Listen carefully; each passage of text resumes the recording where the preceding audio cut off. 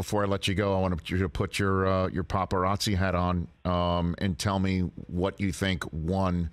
What was the thing that won Super Bowl 56 for the Rams? I can guess a number of the guy, but there, he wasn't the MVP either. So, what do you make of that Rams win and why it happened, Tony? So it was the least amount of football I've watched in the Super Bowl because I was too busy enjoying myself. Rich, Understood. But from what I watched and going back and looking at the game overall, it goes back to the fact of the basics of the game of football. If you can't control the line of scrimmage, you can't block people up front. It's really hard to win. Now the Bengals had overcome it, and they'd done it so many times. At 9 sacks, and the Titans, they overcame it. Their defense had played so well in the playoffs.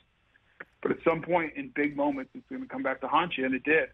And I don't know how Aaron Donald, and that's taking nothing away from Cooper Kupp. What an amazing year he had, and he's an amazing player. But Aaron Donald in that defensive front dominated Joe Burrow, and if they didn't, the Bengals win that game because Joe Burrow was going to tear him apart. But he never had time, and Aaron Donald, who is just a man among, he's a man. He's dominates games. He takes over, and he did. And at the biggest moment, he made the biggest play. So that's where it comes down to. So who does Aaron Donald compare to, a guy that you were trying to block back in your day? Yeah, I think, he reminds me a lot of John Randall. Similar size, explosive, really powerful. I think Aaron's probably maybe a little quicker, but I think John Randall probably his motor goes a little stronger, a little harder. John Randall was a guy who, like, every snap, backside, front side, was just going to come after you and try to take your head off.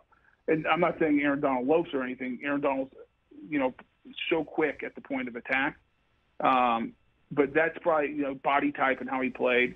You look, people talk about, is Aaron Donald the greatest defensive player ever? I don't know, and I really don't care. I think it's a dumb argument because I'd say, what about Bruce Smith? What about Lawrence Taylor? What about Deacon Jones? I mean, you have to. I mean, what about Ronnie Lott? What he did at safety? And so I think it's just dangerous. We live in a culture where it's recency bias, and what we see the latest is the greatest.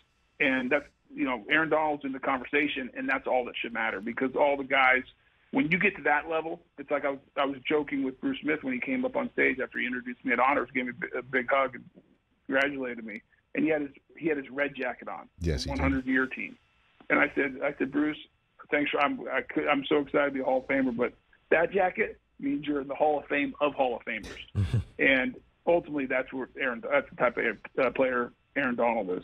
Well, that's why Bruce Smith was wearing it, right? That's that's a flex. That's a flex. But here's what really matters when it all comes down to it, Tony, is every single person you name, with the exception of Deacon Jones, is going to be there to shake your hand for years to come in Canton, Ohio.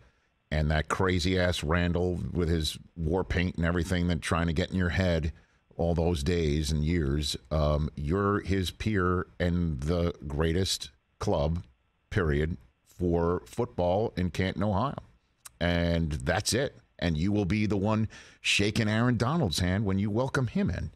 It's so cool, and I can't wait to be there and watch this all wash over you, man. Like, I've seen it so many times that right now your first blush in it, and you've got all these preparations, and you're going to feel like you're getting married again, right?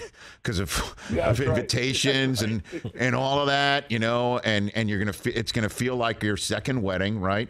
But then when it comes time to get the jacket slipped on you and to reveal your bust and to walk into that Nitschke luncheon and see all of those gold jackets around you, and you're one of them now, it is so amazing. I can't wait to watch that for you, Tony.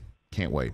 It's going to be great. Rich, I appreciate it. And as someone who has loved the game of football since I can remember, it's all I ever wanted to do. And the fact that what you just described, I'm going to be a part of, is you talk about getting emotional and just like having to pinch yourself, making sure it's not a dream, because it's better than any dream I've ever had. Hey, you watched all the way to the end. Thanks for that. Watch more right here.